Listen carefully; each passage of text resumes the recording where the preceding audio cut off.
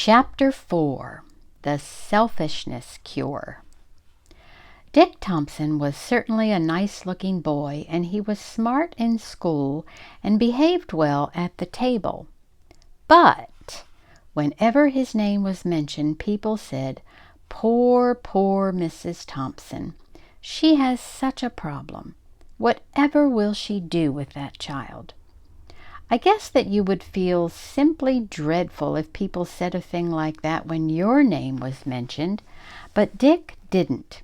You see, Dick Thompson was a selfish, greedy boy, and he cared more about being a selfish, greedy boy than about what people said. When children came over to his house to play, he said, "Don't touch that. That's mine. You can't play with that. That's mine. Put down my ball. Take off my skates." Each time this happened, at least each time it happened where his mother could hear him saying, "That's mine," she would send him up to his room to think about how selfish he was. Dick would go right upstairs, for he was very obedient, but instead of thinking how bad it was to be selfish, he would sit on the bed and swing his legs and think, "Everything in this room is mine, and nobody is going to touch my things."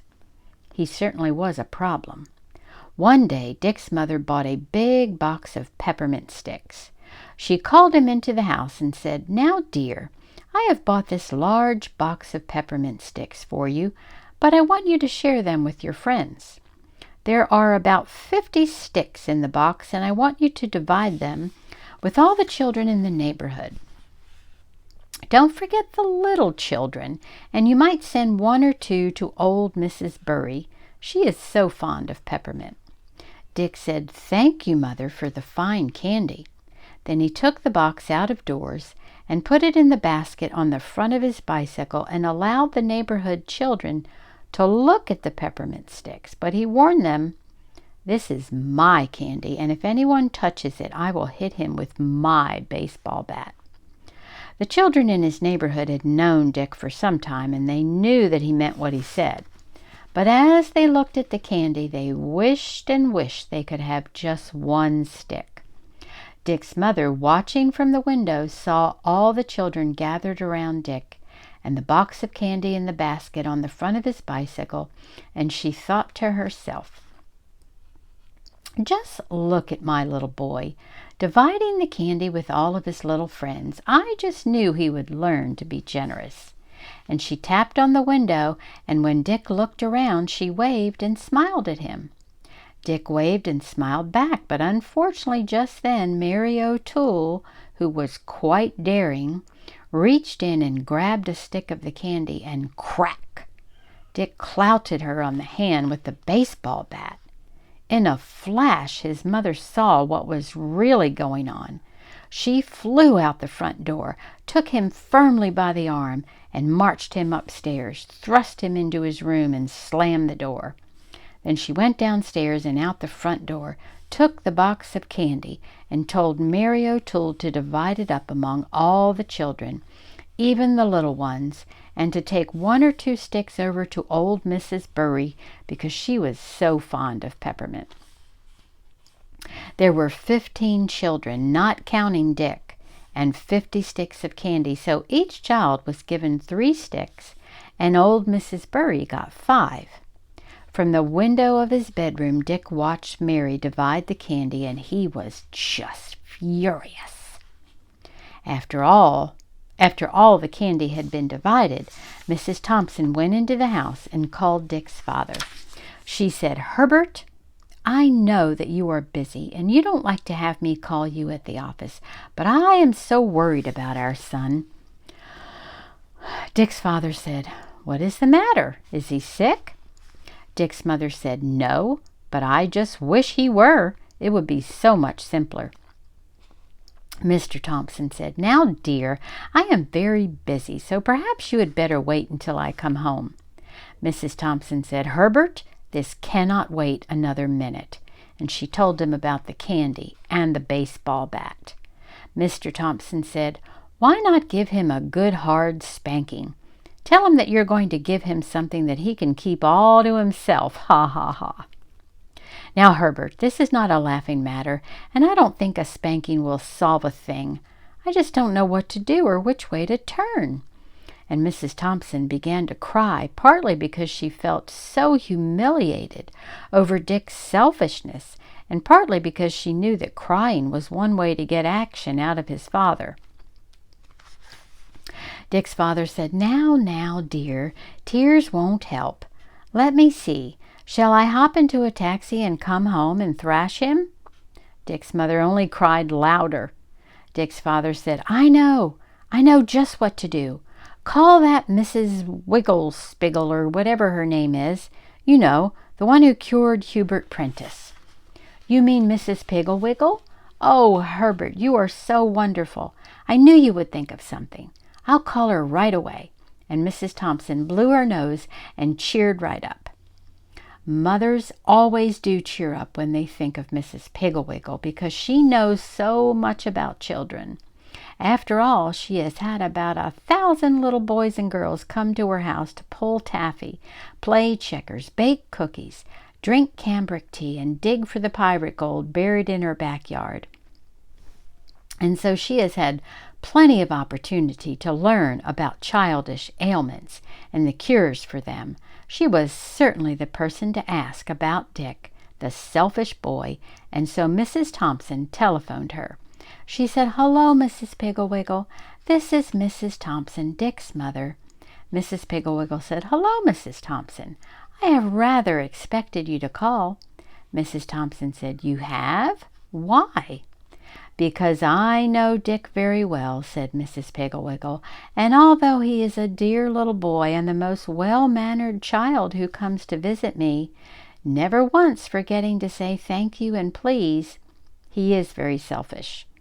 "Oh, I know he is, said Mrs. Thompson, almost crying, because she was so ashamed that Mrs. Pigglewiggle should know how selfish he was. Mrs. Pigglewiggle said, "Now, Mrs. Thompson, do not feel sad. Selfishness and greediness are just diseases like measles and chickenpox, and can be cured very easily, but we must start now, before another day passes, because Dick is such a nice little boy, and we want everyone to like him as we do." "Oh, do you like him in spite of his selfishness?" asked Dick's mother. "Of course I do," said Mrs. Pigglewiggle. "I love all children, but it distresses me when I see a child who has a disease like selfishness, or answer-backism, or won't put away toys-itis, and his parents don't do a thing to cure them." "But I want to cure Dick," said his mother. "I will do anything to cure him." Mrs. Pigglewiggle said, "The Selfishness Cure is really very simple, but the rules must be followed very strictly. You will have to come down here and get my selfishness kit, and at the same time I will give you the directions for its use." "Thank you so much, dear Mrs. Pigglewiggle," said Mrs. Thompson. "I will leave right now." And she hung up the phone, slipped on a jacket, and ran all the way to Mrs. Pigglewiggle's house. When she arrived, Mrs. Pigglewiggle was on the front porch waiting for her. On the porch beside her was quite a large green metal box with "Selfishness Kit" painted on its side in white letters. Mrs. Pigglewiggle invited Dick's mother to sit down, and then she opened the kit. Inside were about 25 padlocks of various sizes. There were great big ones about the size of apples, down to little tiny ones not much larger than a penny. Also, there were screws and a screwdriver, a box of cloth labels that said Dick, a box of blank gummed labels, a small can of white paint, a small can of black paint, a small paintbrush, and a pastry bag. This is a large bag with a nozzle on the end, which, when filled with frosting, can be squeezed, and the frosting comes out the end like toothpaste and can be formed into words. Mrs. Pigglewiggle said, "Mrs. Thompson, these padlocks are for Dick's drawers, his closets, his toy chest, his bicycle, his bedroom door, his nightstand drawer, and his toothbrush. As soon as you get home, put the padlocks on everything he owns and give him the keys. This is to assure him that he, and he alone, can touch his things. The name labels are to be sewn in all of his clothes, and the gummed stickers are to be put in all of his books, even his school books, notebooks, pencil boxes, and are to be pasted on his ruler, crayons, and paints. On each sticker, print in large letters with this black paint, Dick's book, don't touch. Dick's notebook, don't touch, and so forth. On every toy he owns, you must paint in either black or white paint, Dick's ball, don't touch, or Dick's bat, don't touch. Put the name of the toy first, and then don't touch. The pastry bag is to be filled with a simple white frosting and used to mark Dick's sandwiches, his fruit, his cookies, and his plate for each meal. That's all there is to it. I expect you will be returning the Selfishness Kit before a week has passed. Mrs. Thompson said, I do hope so, Mrs. Piggle-Wiggle. Are you sure it will work? It has cured hundreds of other children, and I see no reason why it should not cure Dick. A week, or even less, I should say. Mrs. Thompson thanked Mrs. Piggle-Wiggle very much, and then, lugging the kit, she walked home. As soon as she had hung up her jacket, she began sewing the labels in all of Dick's clothes. He asked her what she was doing, and when she showed him, he was happy as he could be. Boy, that will just show people who owns my clothes, he said proudly. Mrs. Thompson did not answer, but continued to put the labels on every single stitch of his clothing, including his socks and his handkerchiefs. Then she opened the kit and took out the tiniest padlock. She fastened Dick's toothbrush to the toothbrush rack with the little padlock, snapped it shut, and handed the key, which was not much bigger than a pin, to Dick. You had better find a ring to hold your keys, she said. You're going to have about 25 of them. Boy, that's just wonderful, Dick said, fondling the tiny key and thinking, that's my toothbrush. And now nobody but me can touch it. He was very happy.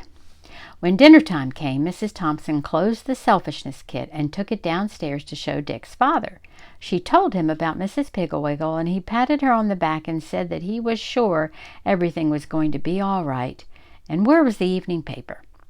After dinner, they went upstairs to put some of the padlocks on, and were surprised to find that Dick himself had already put the locks on each of his bureau drawers, his nightstand drawer, his toy box, his closet door, and his bedroom door. He had also put stickers on the covers of all his books, notebooks, coloring books, crayon, and colored pencil boxes, and stamp album. On the stickers he had printed in black paint, Dick's book, don't touch. Dick's notebook, don't touch. Dick's crayons, don't touch. Dick's pencil box, don't touch. Dick's stamp album, don't touch. He was very proud and asked his father if he didn't think he printed well. His father said, you should be able to print well. You have certainly practiced enough. And he looked disgustedly around the room at the stickers which labeled everything. Dick's brush, don't touch. Dick's comb, don't touch. Dick's window blind, don't touch. He turned to Dick's mother and said, perhaps we should wear stickers. Dick's mother, don't touch. Dick's father, don't touch. I'll bet he'll wear monogrammed underwear when he grows up. Mrs. Thompson said, oh, I hope not, Herbert.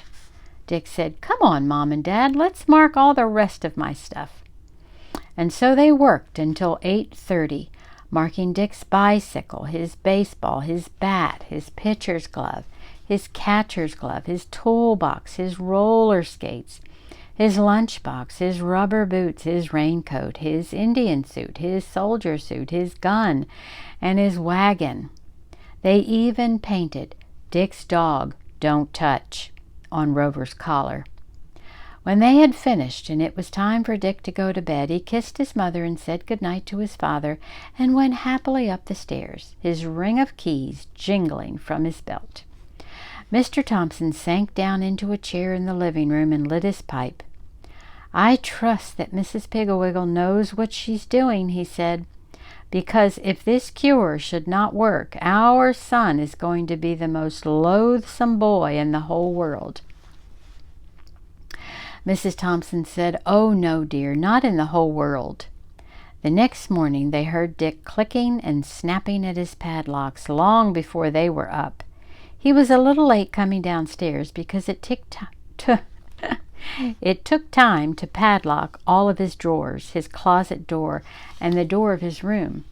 But he was very happy, and his mother noticed that he had pinned one of the name labels on the outside of his sweater. While he was eating his breakfast marked, "Dick's breakfast, don't touch." His mother marked his sandwiches, "Dick's sandwiches, don't touch," and his apple, "Dick's apple, don't touch," and his cookies, "Dick's cookies, don't touch," and his lunchbox had already been marked, this is a tongue twister, "Dick's lunchbox, don't touch." After breakfast, Dick put the lunchbox in the basket on his bicycle and noticed proudly the large sign hanging from the crossbar, "Dick's bicycle, don't touch."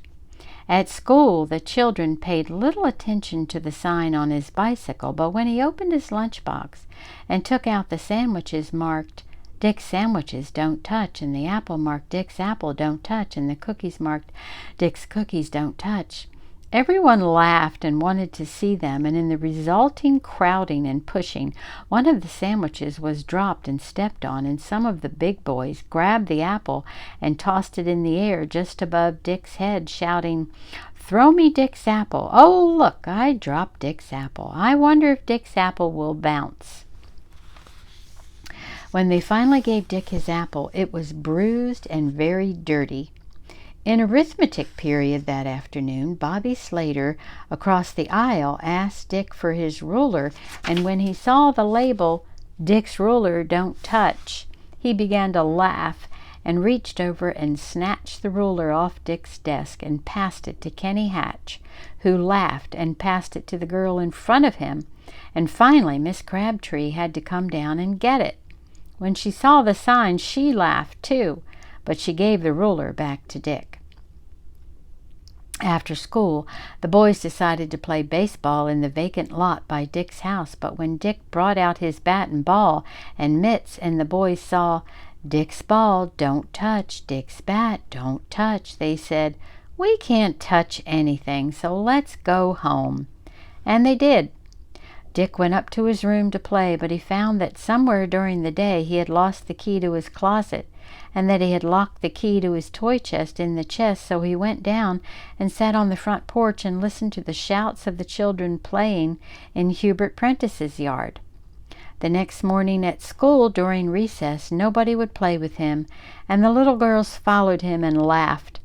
When they marched into school, the children pointed and laughed, and Miss Crabtree came down to see what the trouble was, and she almost laughed herself when she saw the sign someone had pinned on the back of Dick's sweater. It said, "This is Dick, don't touch." At lunchtime, the children crowded around to watch him take out his sandwiches, and one little girl said, "He's so selfish and greedy, he has his sandwiches marked so he can't share them." Then the children danced around him and chanted, "Dick's sandwich, don't touch. Dick's apple, don't touch. Dick's lunchbox, don't touch." Finally, he took his lunchbox out and put it in the basket on his bicycle, but the children followed him, and seeing the big sign, "Dick's bicycle, don't touch," they yelled and laughed and sang, "Dick's, don't touch, don't touch, don't touch, don't touch." After school, Dick hurried right home, but he had lost the key to his room, so he went down to the basement to play with his toolbox, but every time he saw the large white sign, "Dick's toolbox, don't touch," he thought of school and the lunchbox, and he remembered how the children laughed and jeered, and he was ashamed. At dinner, when his mother brought him his plate marked, "Dick's dinner, don't touch," He said, "Oh, why do you have to mark my plate? I don't care which one I get." Mrs. Thompson looked significantly at Mr. Thompson and said, "All right, Dick, we won't mark your plate if you will share your dessert with Rover." Dick thought for a few minutes, and then he carefully broke his chocolate cake into 2 equal pieces and gave one to Rover, who gulped it down and looked grateful. Sidebar: you're not supposed to give dogs chocolate. After dinner, Dick told his father he had lost the keys to his room and the closet, and so his father took off the padlocks on those doors and on the toolbox. Dick said, "Don't put them back, Dad. I don't care who goes into my room or gets into my stuff." The next morning, Dick got up early and scraped the Dick's lunchbox "Don't touch" from his lunchbox and took the sign off his bicycle. Then he went into his mother and said, "Mom, please don't mark my sandwiches. Please don't mark any of my stuff, Mom." Mrs. Thompson said, "All right. I only did it to protect you." Dick said, "I don't care who gets my lunch. Just don't mark it." At noon, all the children gathered around Dick, but neither his sandwiches, nor his apple, nor his lunchbox were marked, so they rushed out to see his bicycle, but there was no sign on it, so they sat down and ate their lunches. Right after school that night, Dick hurried home and scraped the marking off his ball and bat and mitts, and then he walked up to where the children were playing ball and tossing the ball, bat and mitts down beside the catcher. He said, "Do you want to use these?" "I don't care," and he went back to his own house. In a little while, Mary O'Toole rang the doorbell and asked Mrs. Thompson if Dick could come out and play. Mrs. Thompson said, "He'd love to, Mary, but first he must return something to Mrs. Pigglewiggle." Mary said, "Tell him to come over to the lot when he gets back, and here are some keys he lost." Mrs. Thompson said, "Thank you for the keys, dear, but thank goodness they belong to Mrs. Pigglewiggle, not to Dick." She took the keys of the big padlocks and the tiny padlock up to Dick, who was in his room, busily packing Mrs. Pigglewiggle's selfishness kit. That's it for now. Let me know in the comments what you think about this story. This one was pretty long, so do you think this would work today?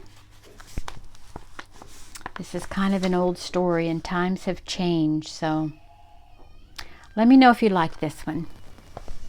That's it for now. Love you.